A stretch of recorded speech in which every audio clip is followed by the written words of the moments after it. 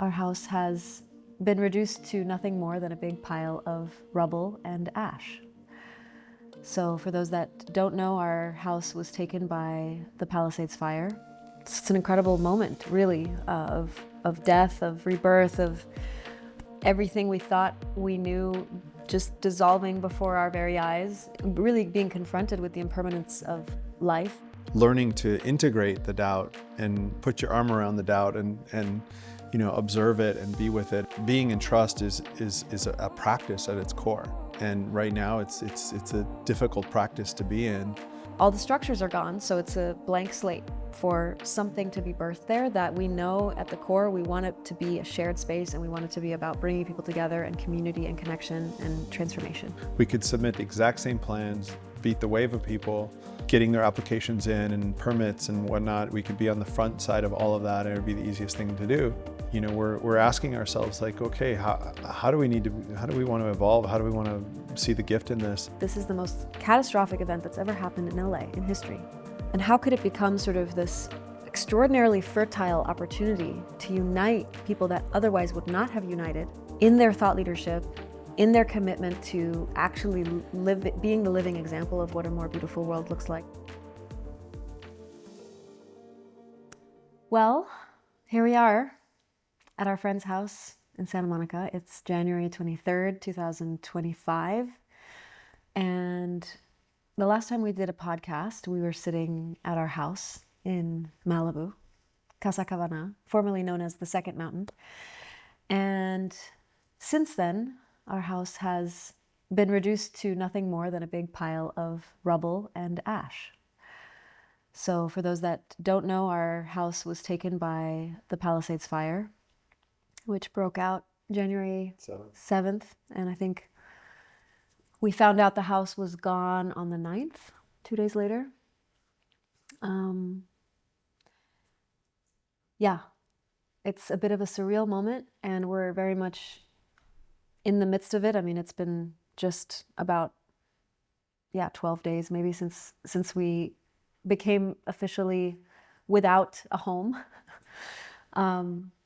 And we decided to do this podcast because we felt like it was important to capture the real-time, raw, messy process that we're in, and I guess give you who are listening or watching this just the opportunity to be with us in this moment. It's an incredible moment, really, of death, of rebirth, of everything we thought we knew just dissolving before our very eyes in an instant, and really being confronted with the impermanence of life and things in ways that are a bit unprecedented, and also still very much aligned with sort of the curriculum and the ways that we look at life and the perspective we have toward life. So rewinding a little bit, for those that are new to us and our world, I guess I'll just give maybe just a very brief little context, but we are married. You're welcome. Twice. Twice. Actually married twice on the land that burned. Thankfully, a lot of the land didn't burn, but only the house, all the structures did, but not the land itself, which is a blessing. And we are the co-founding stewards of Kavana. And we are, at the core, we're here to ignite transformation, helping people transform individually so that there can be collective transformation. And we do that both very tangibly through programs and retreats and community building, and also media as medicine creation.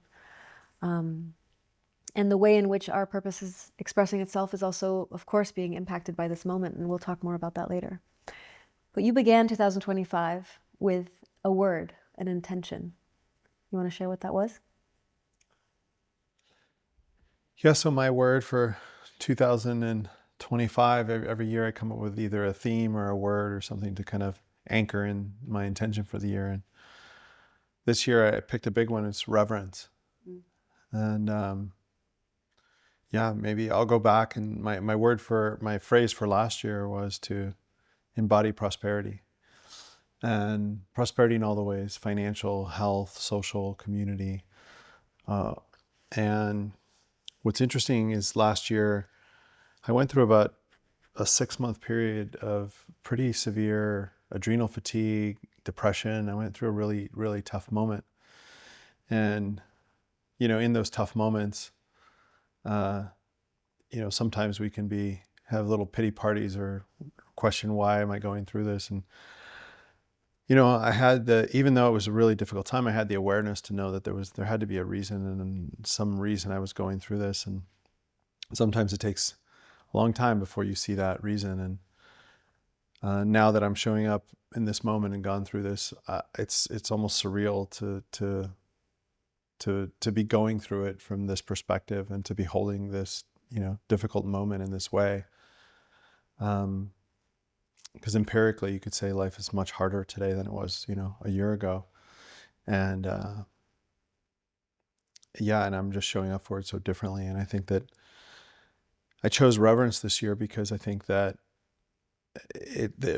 to be reverent for something that is sacred isn't very difficult, but to be reverent for the things that are hard, and the tough moments, and the things that are mundane, that's the real work. And so I think that the work I did during that time in the last year, where I went through that severe adrenal fatigue and depression, was preparing me for this moment.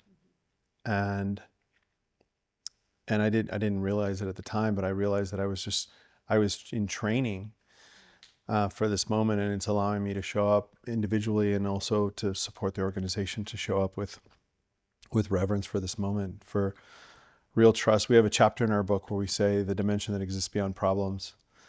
And the premise of that chapter is every perceived problem is an opportunity waiting to be revealed. In some ways, it's like a gift wrapped in thorns.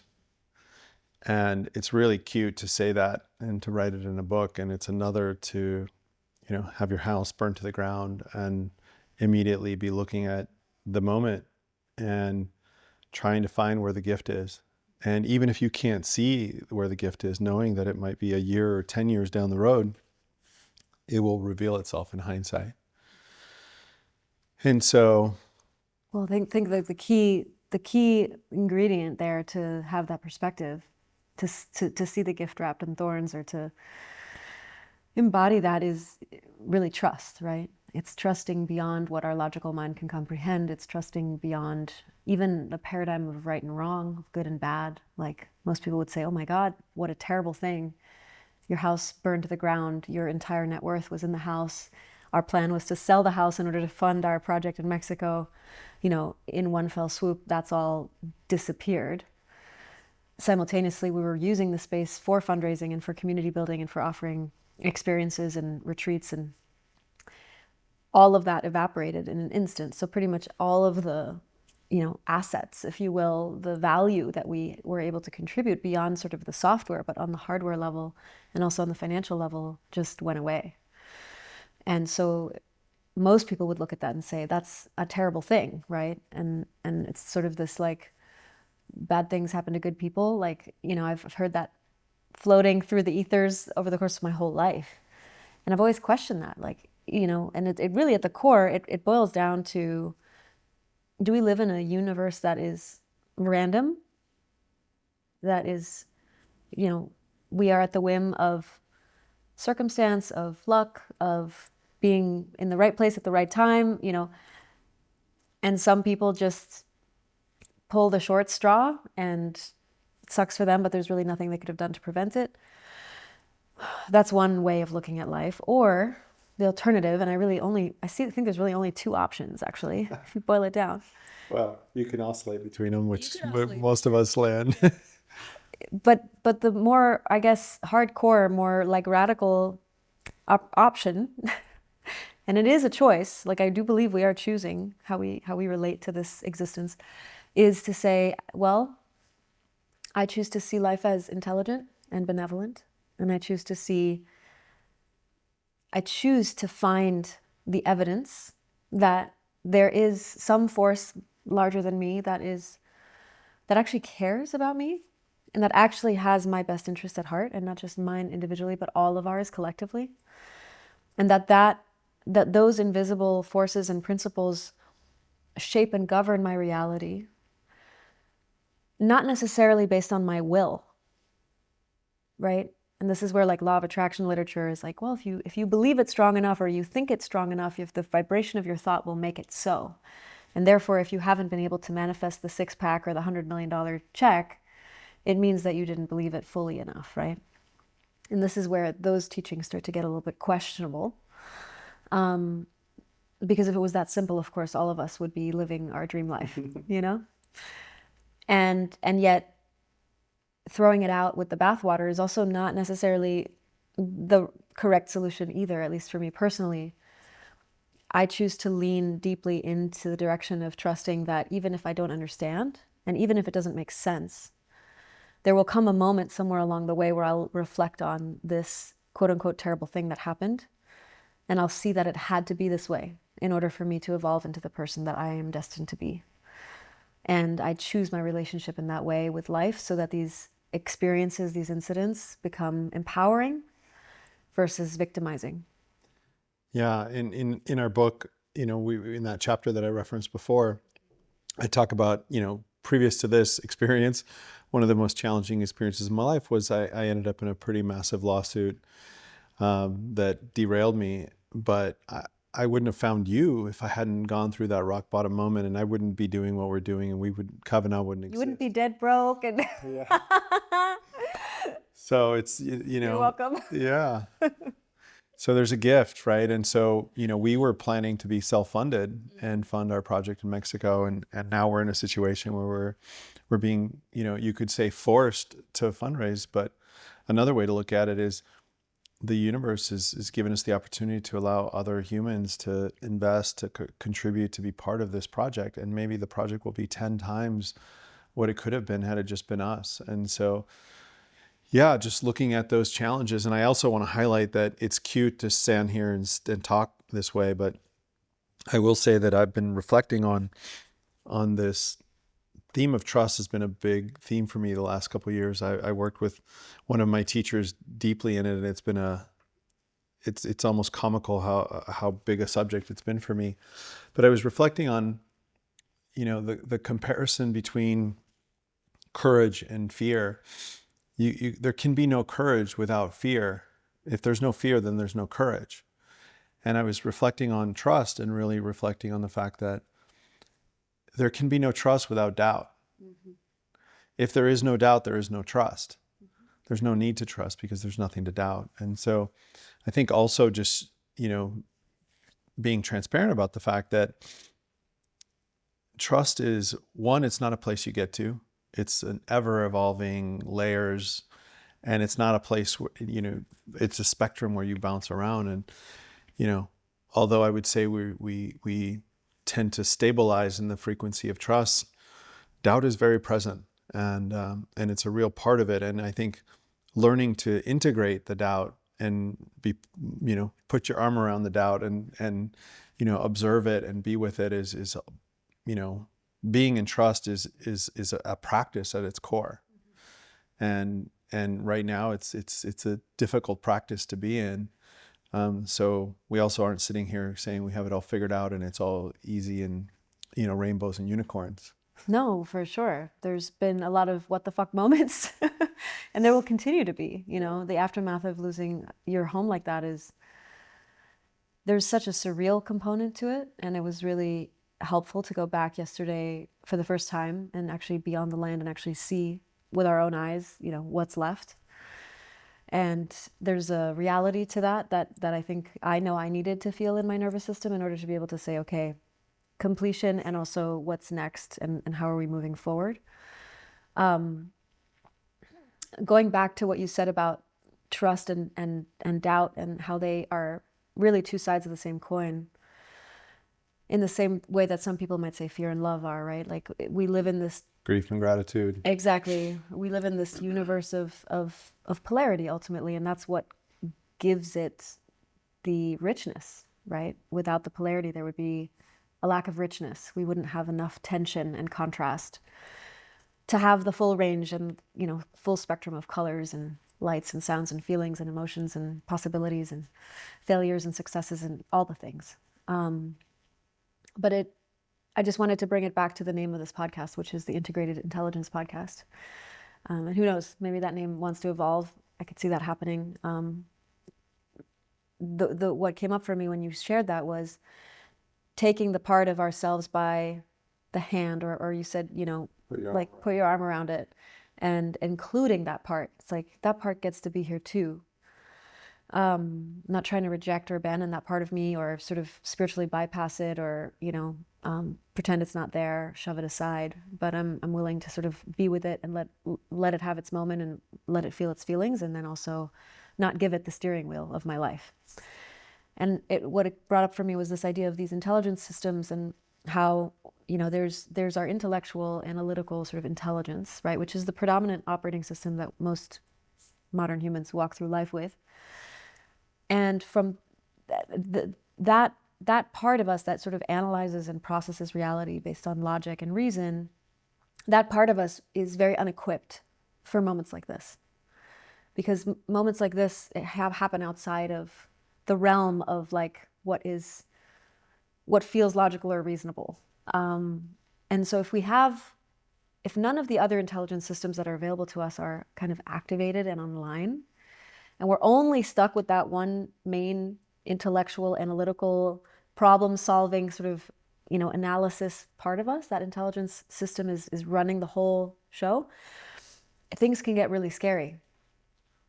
Or we can overcorrect and go into full problem solver, like, how do I fix it? How do I fix it? We're seeing a lot of people who've been affected by the fires go into that mode as well, versus actually stopping and being with the sensations and the feelings, letting the grief move through.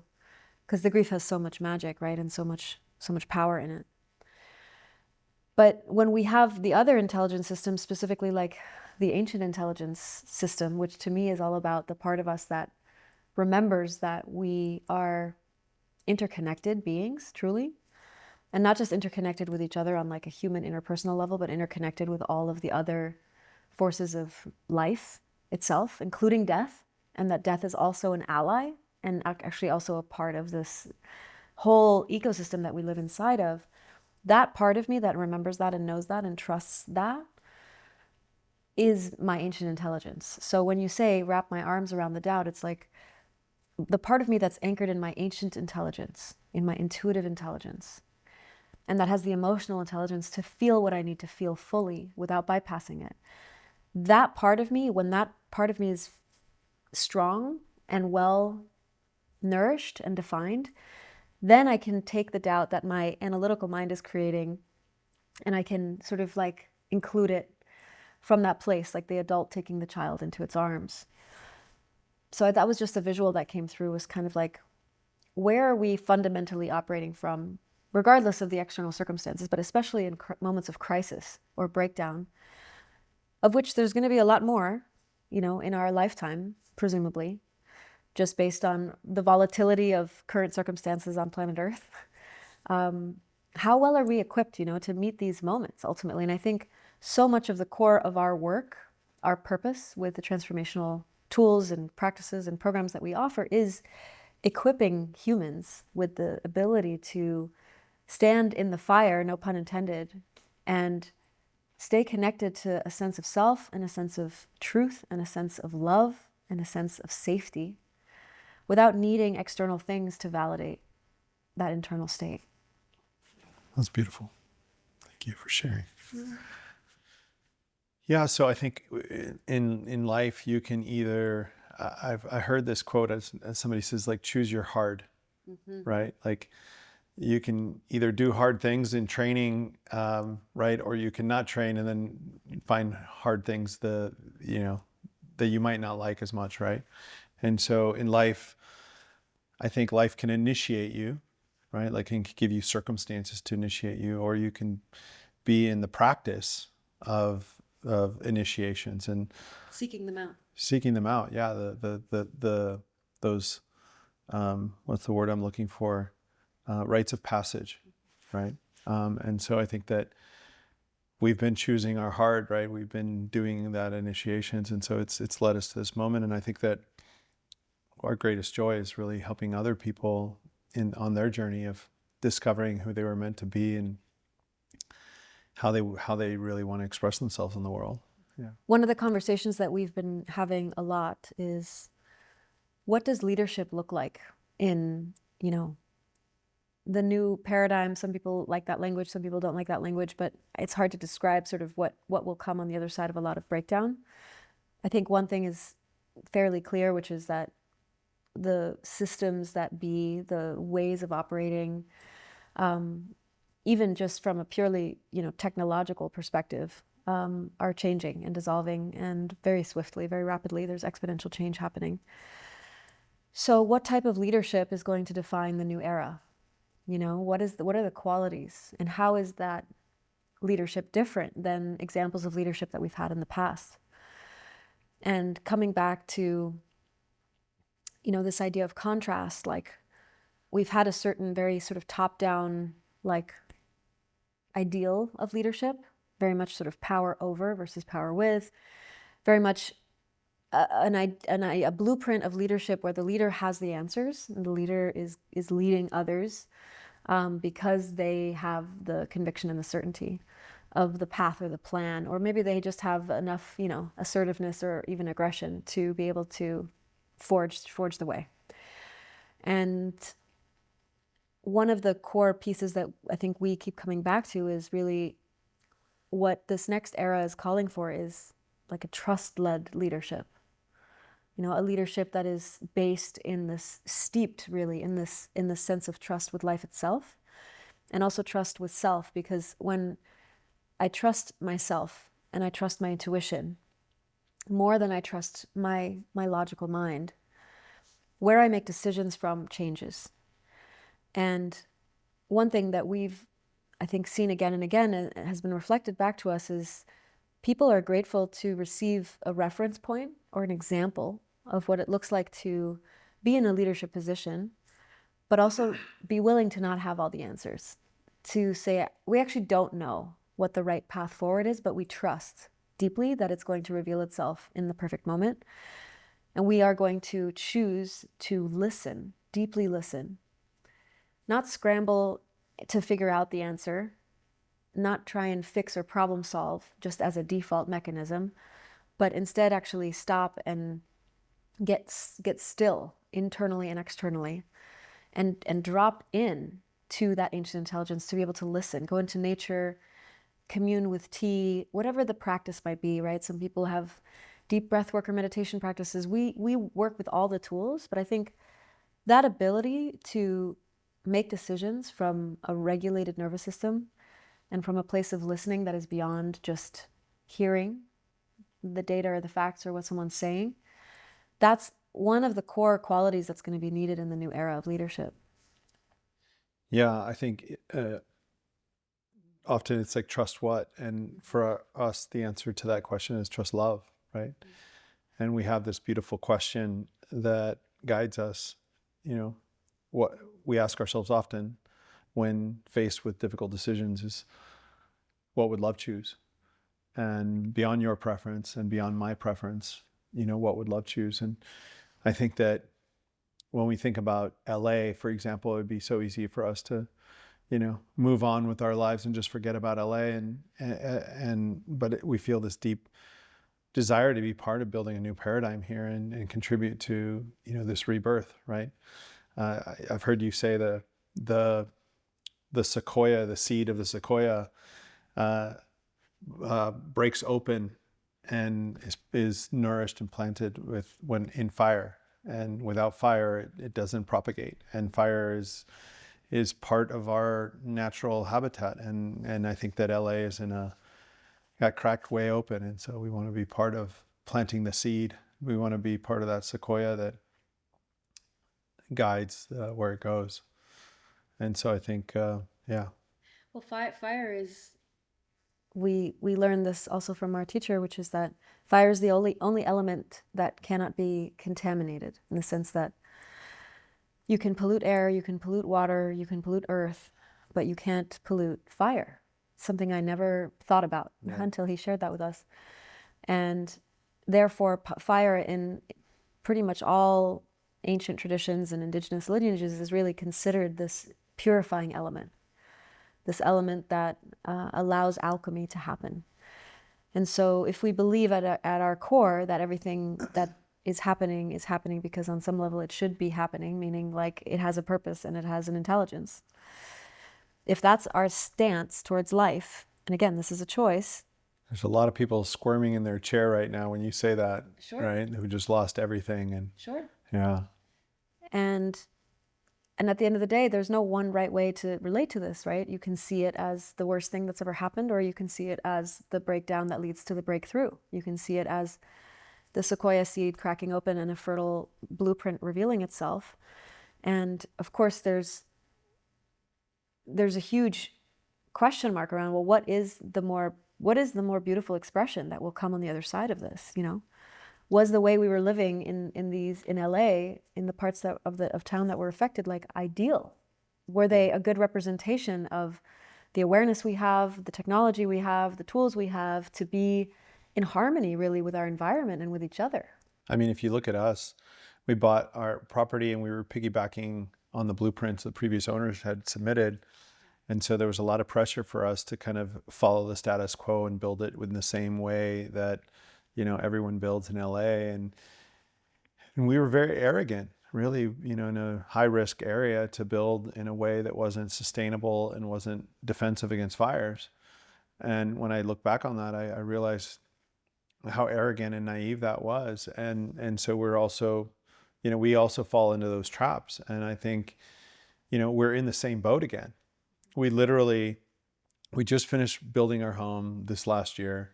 We could submit the exact same plans, beat the wave of people, and, you know, getting their applications in and permits and whatnot. We could be on the front side of all of that, and it would be the easiest thing to do.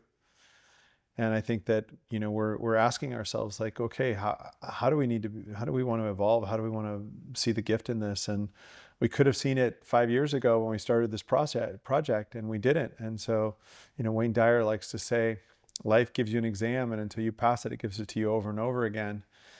And so, you know, we could have been more patient. We could have been more sustainable. We could have been, you know, thinking of out of the box ways of building, you know, when we started this project on our home, and we didn't. And so now we're in the same exact situation where we could the easiest thing to do would be just submit the exact same thing and rebuild the exact same house. And I think we're faced with the dilemma that a lot of people are, and I think we have to lead by example. Yeah, and that doesn't mean we have the answers. Again, it means saying we actually don't know what a better way is right now. We know that building a house out of a bunch of wood in that particular part of the world is not smart. We got that memo. But it feels like there's a journey of education that really wants to happen. And, you know, you have a real estate background. I never in a million years saw myself getting into figuring out like how human beings actually live in structures, like physically inhabit spaces as being a part of my purpose in life. You know, I was always more interested in the software, the arts and the storytelling and the transformational work that happens inside of the spaces, but not necessarily the space itself or the land that holds the space. And yet it keeps coming up. Our project in Mexico has invited us into that deep inquiry around how do we want to be in right relationship with the land there. And just for those who might be wondering, that project is continuing to move forward. And also the idea of turning our back on LA completely and just going all in on Mexico doesn't feel true in our hearts in this moment, because there's a huge need here to be in that reimagineering of what is possible. And I believe we have a unique ability to contribute to that conversation. And even if we don't have the answers, to assemble and align the people that do have the answers, right? There are very, very smart, very well-educated people, designers and architects and permaculturists and people who really understand how to do this better, more sustainably, more environmentally friendly, and ultimately more connected to the core values and core principles that we say, we haven't necessarily embodied, but that we say we believe in. And when I say we, I mean you and me. Like, you're right. There has been for sure a gap between what we have had the awareness of and how we've chosen to act. There's been a lack of integrity, might feel harsh, but a misalignment. Yeah, a misalignment at its core. And I know that when we made the decision to remodel the house, it wasn't like that was totally in our blind spot, right? We were aware, and we allowed external circumstances and factors, time pressure, money pressure, all sorts of things, to kind of force us to compromise some of our values. And we made that decision from a place of urgency, which is also, I think, such a red flag. And now we're being invited to, like you said, the Wayne Dyer quote, like, are we going to do it again? Because now we've got our developer and our architect and all the people that built the other house, they're calling us saying, hey guys, like, if you move fast, to your point, you'll get to the front of the line, you'll beat the crowd. It's the fastest, easiest way to try and rebuild, sell and then maximize profit, or hopefully minimize losses at least. Logically, it would make sense, right? So if we were using our intellectual intelligence only exclusively, that would be probably the wisest choice to make. What do you say? Rushing is violence? Yeah, like rushing is violence. It's a rising Appalachia song. Yeah. Yeah, I guess the other thing that comes up for me too is I think that stewardship's been such a big term, and everyone in our organization's a steward, but from a title perspective, and I've always related to that of stewarding something that I have agency over, authority over, control over, in a way that's in service to the collective. But I've come to realize over this last year that true stewardship, that there's a whole nother layer of stewardship, which is not needing or not feeling like you need to steward it on your own, and really not only stewarding a property or a project or a organization for the betterment of the world, to make a more beautiful world, but also including other people. And I think we're being initiated into collaboration and co-creation in a much more significant way because of this, quote unquote catastrophe, right? Yeah. And so I can only imagine the blessings and gifts that are going to come from being initiated into that. Absolutely. I think one of the things I personally experienced when we went through this, kind of traumatic event of evacuating our house, packing our car with a few suitcases and our dog and leaving while there was huge gray billowing smoke in the sky. And driving out of the property for the last time. And I remember thinking to myself, like, there's the part of you that's like, there's no way this house is going to burn down, right? Of course, we're going to come home and unpack our bags and everything will continue and be fine. Yeah. But then there's the part of me that was like, and also, this might be the last time that we have a house. Like, that was also present for me. And in the days that followed, what was interesting about my personal process was I went straight into this really like very expanded state of consciousness, I would say, where I think this happens a lot of times in moments of crisis or death, or adrenaline kicks in. Well, I would say beyond adrenaline, that's more of for sure, there's of course the biochemical component of it, but this felt more like a spiritual experience in the sense that when a loved one dies, usually, some people say the veil thins, right? Like the veil between this dimension and the non-physical realm thins so that soul can pass through. And so if we're close to a person that's passing, we can receive more than we normally would in our regular default kind of awareness or consciousness.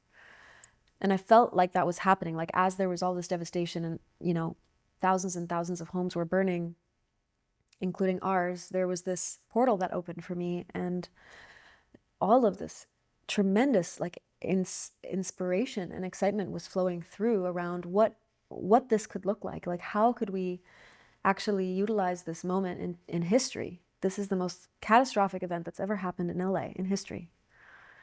And how could it become sort of this extraordinarily fertile opportunity to unite people that otherwise would not have united in their thought leadership, in their commitment to actually being the living example of what a more beautiful world looks like, and actually us going on that journey of, like I said earlier, assembling and uniting and aligning this alliance essentially of people that would be able to at least share an option, a possibility with both LA and then also the world at large around what's possible.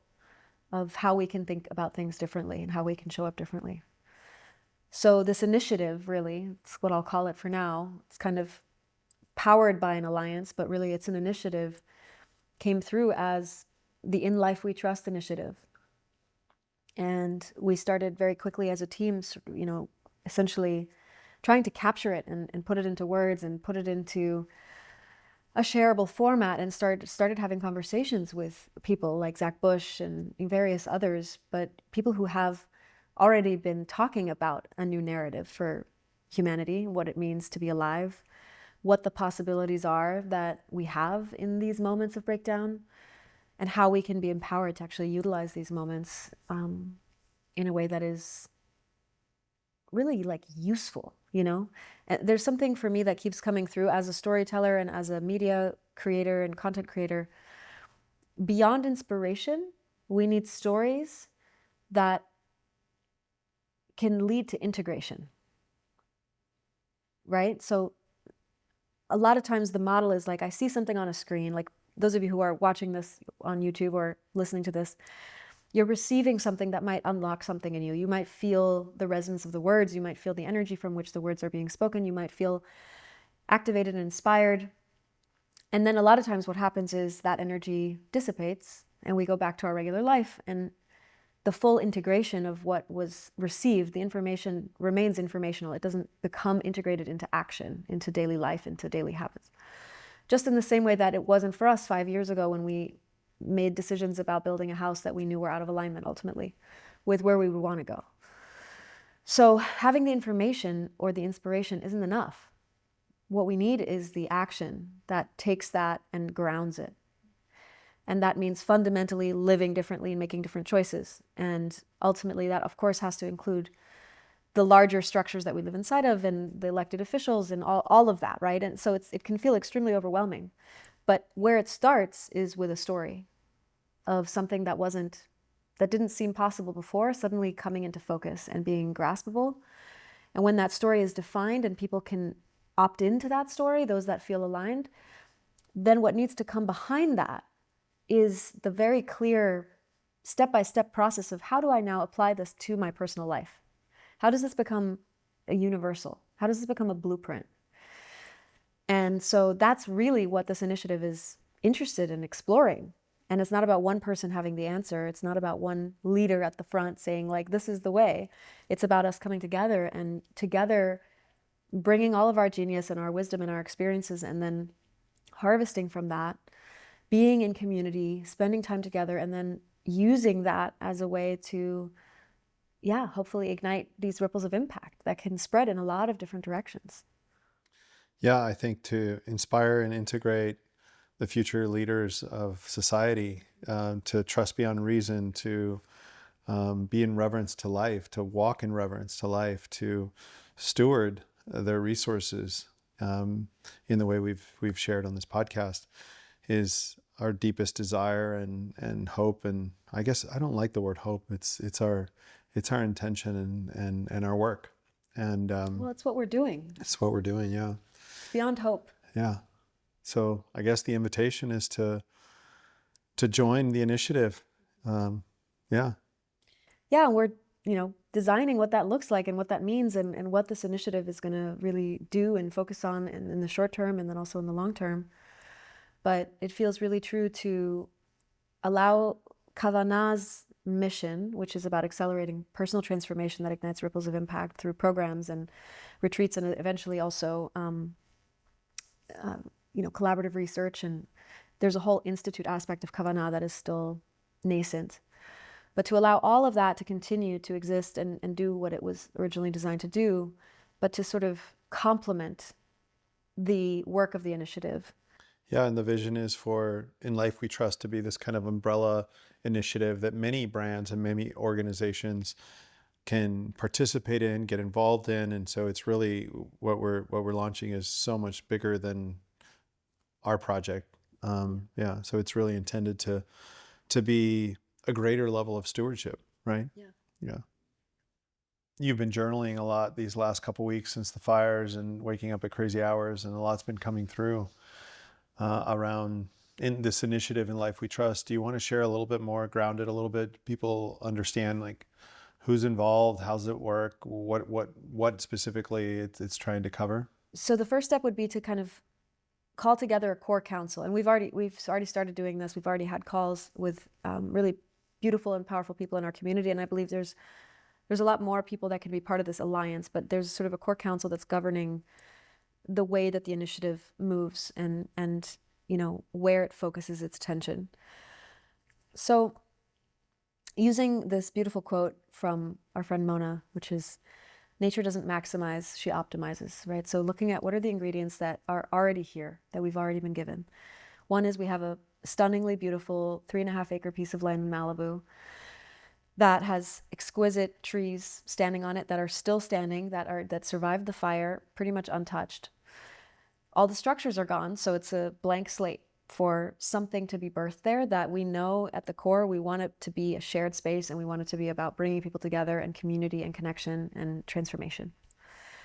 So we have that, and then we have this already existing network of incredible thought leaders and influencers and humans that are already stewarding their own important message for the world and are already reaching millions of people doing that. Some of them are reaching millions of people. Some of them are working more behind the scenes. But if we've been spending a lot of time sort of making lists of all the people that we personally know, and it's the true prosperity is in the human relationships, right? So it's about essentially organizing and unifying all of these ingredients. And so for the In Life We Trust initiative, the way I see the alliance kind of being organized is there's the category of inner impact and outer impact. So inner impact is everything that's kind of like the software, right? Or what you would traditionally call like the soft skills, the human intelligence. So it's, the transformational work, it's the facilitators, it's the leadership programs, it's the music, it's the art. It's all the things that make the juice flow amongst human beings, internally and externally. And then the outer impact is the community intelligence bucket. And that's where like the conscious architects, government officials who want to do things differently, permaculturists that have extraordinary understanding of how to work with nature, people who are in sustainable building material world and understand, that's kind of the more tangible aspect of the outer impact. And so I see these two buckets of humans coming together and supporting each other essentially together in person. And the third element that is really important here is the element of the storytelling. So actually capturing and documenting that entire process of us coming together and saying, we don't 100% know what the right answer is here, but we know that together with the people in this room, the answers will reveal themselves. So how can we come together and drop into our hearts and make decisions from our hearts, not just our minds? What are all the tools that we can use to unlock our genius, essentially? And then how can we harvest that and turn it into something that might end up looking like a master plan for the Palisades or for Malibu that can be brought to the city and that can be shared and that can be funded? And so that's sort of the way that it's really revealing itself. Like you said, we've already started conversations and it feels like there's just this ripeness for it.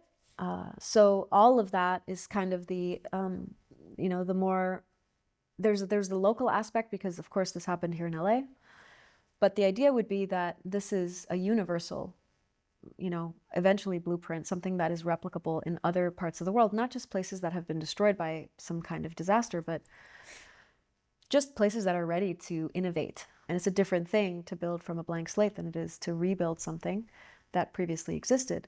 But the core principles and the information and the education that goes into making those decisions in a good way, in harmony with nature, like those remain the same. And so I think we have this huge opportunity just to like focus the energy and then tell the story.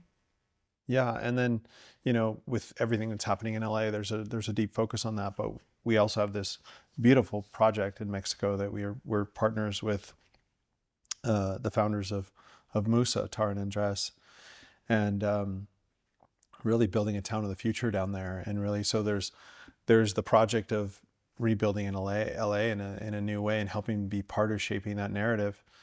And then there's also like starting from scratch in a virgin, pristine, beautiful place and doing it right from the beginning.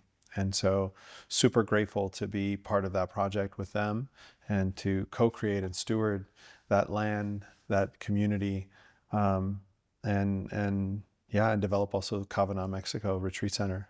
So we have kind of, our plate is full.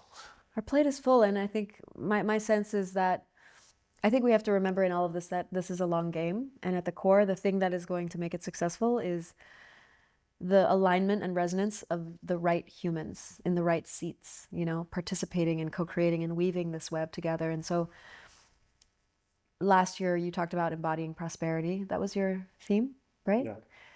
And one of the things that I witnessed in you was that you started receiving what was already here. You started receiving the beauty of the community that was all around you. You started receiving the beauty of the space that you had spent so many years building, that, you know, we thought we were going to sell, but then we ended up using it and really recommitting to it at a deeper level and recognizing the power that it has in terms of being a platform and a space for convergence. And so coming back kind of full circle, and I guess just to close that thought, one of the biggest sources of prosperity in the sort of new paradigm, you know, lens or perspective is the human relationships, not how much money you have in the bank account, but it's the quality of the connections, the hearts, the minds, the lived experience of the people that are coming together with a shared vision. I think that might be one of the most valuable things that any human being can tap into. Certainly, certainly. Especially in times like this. Yeah. And then coming back full circle to your intention for the year, which was reverence. So I'm curious, you know, you brought up arrogance. Do you think arrogance is the polarity to reverence? Let me sit with that. It certainly could be. I think reverence, I guess, what's coming up for me is I feel like reverence is so big that it has more than one polarity to it. But I certainly do see that arrogance could be the polarity to it. It's not quite it, though. Arrogance. I mean, blindness, ignorance. I mean, taking things for granted, right, is in some ways the opposite of reverence. Yeah. Which usually comes with some form of arrogance. And I think that something we're seeing right now is even taking for granted that we have clean air and clean water, right, as a baseline. I mean, most people, including us, have spent our entire lives taking that for granted. Like, of course, that should just be there. Not appreciating it, not honoring it, not making offerings for it, not giving back to protect it. Yeah, that resonates. Yet here we are now in a city where the air is literally toxic and not safe to breathe. And a lot of the water is contaminated as well. And it's going to stay like that for a long time. I mean, theoretically, it could be permanently if we don't change the way we're showing up. So my point is, I think recognizing the ways in which a lot of arrogance isn't intentional, right? It's not like we're intentionally irreverent or arrogant or take things for granted. We just don't see it, or no one showed us, or we didn't lose it for long enough to be able to actually appreciate it. Yeah, I think there's sometimes it's a lack of awareness. And other times I think it's just a lack of feeling integrated with nature and life. Like we are nature, we are part of it. And sometimes there's this illusion of separation that we create in our separation and superiority. Yeah. Yeah, but I think that superiority comes from feeling separate than it, right? Absolutely. Yeah. So Zach Bush, who's a friend and also joining this alliance in real time, he has the Institute of Natural Law. And he talks about how in the Constitution there was this moment where natural law was separated from divine law. There was a separation, literally, in how it was written. And that's sort of the moment that you can trace back to, like all of these atrocities that we've committed towards the natural world have come from this split or this separation of not seeing nature as sacred, ultimately, not having reverence for the sacredness of life that is not human life. And so by separating it and giving the divine to the domain of the church, essentially, right? Like that is where the sacredness lives. It gave us permission as a species to dominate nature and to extract from it in ways that serve our best interests. And now here we are, not too long later, right? A few hundred years later, reaping the dire consequences of that whole mentality, that whole framework. And so it's about unifying those two again and letting those come back together and recognizing there is no separation and nature is just as sacred as anything and everything else, which of course is problematic because if that's true, and if I see the tree as worthy of living in the same way that I see my child worthy of living, it makes my lifestyle more complicated. Yeah. And I have to make different decisions. And so I think that's at the core when we talk about reverence. There's a cost to reverence too. There's a price. Yeah. Yeah, there's a sacrifice for sure. And I think that it's unfortunate, but I think a lot of people aren't willing to pay it. And hopefully these things, these initiations that we're going through, like what's happening in LA and others around the world, help us see that it's necessary. So I wrote a spoken word poem, which we filmed yesterday at the house. We got a chance to... Not the house, at the rubble. What's left of the house. So to close out this podcast, we are going to share that spoken word poem with all of you here. And if you are watching on YouTube, you'll get the visuals as well. You get a chance to actually see our land and what's left of our home. And if you're listening to it, then I just suggest that you close your eyes and give yourself the opportunity to drop in and really receive the words. At the end of the day, in moments like this, the only thing that makes sense to me is to make dope art, which is daring, original, purposeful expression, and to alchemize the pain, the loss, and the devastation into beauty. I don't know what else to do with it. So it is. And so it is. So if anything we shared sparked something in you, if it resonated, if it moved you, if you feel touched, if you feel like you want to learn more and get involved, we have decided to open up for philanthropic contributions through the In Life We Trust initiatives, and we have now the vehicle to be able to actually receive tax-deductible donations. So if you would like to contribute in that way, please check out the show notes below. There's also lots of other ways to get involved. There's programs to participate in. There's ways to get on our mailing list and show up for community calls that we host. So please just find your way through our ecosystem, and we can't wait to weave with you. Thank you for being here.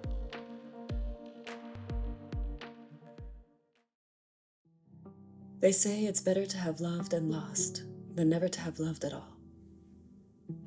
Our Sanctuary Canyon land appeared in 2019, soon after we put out the call.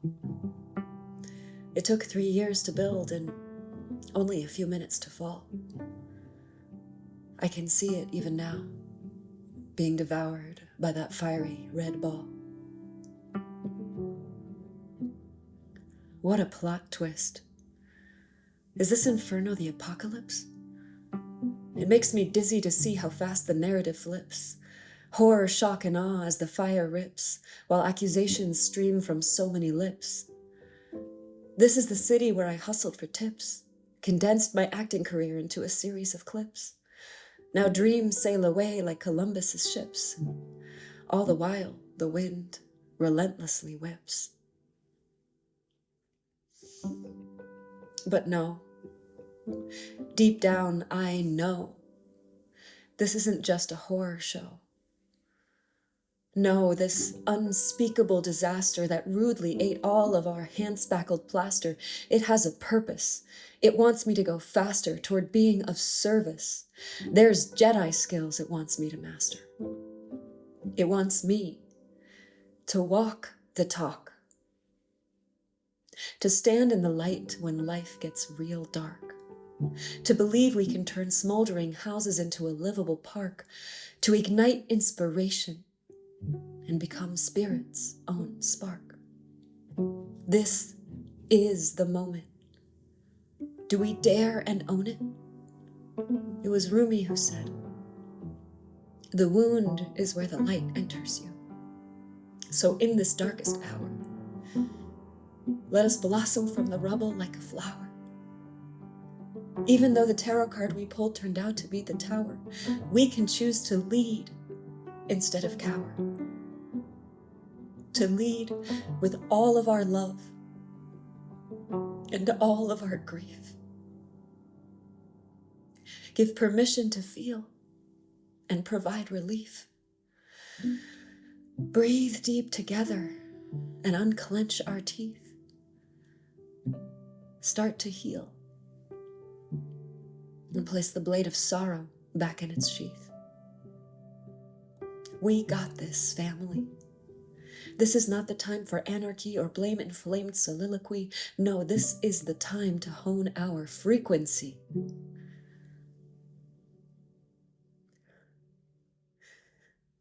A teacher once said, "I don't know what the truth is, but I know what love feels like." You, me, we know what love feels like. And that feeling is our God-given birthright. And even if all you want to do is scream and cry and fight, the love that you are will never burn less bright, because this kind of love transcends wrong and right. So that is the invitation. Be the change you wish to see. It's okay if there's heart palpitations. Life will always be a mix of loss and celebration. That's the beauty of this ever-evolving meditation. So let's give ourselves some space. Let's practice turning grief into grace. Let's slow way down and also pick up the pace. Time isn't real, yet there's no time to waste.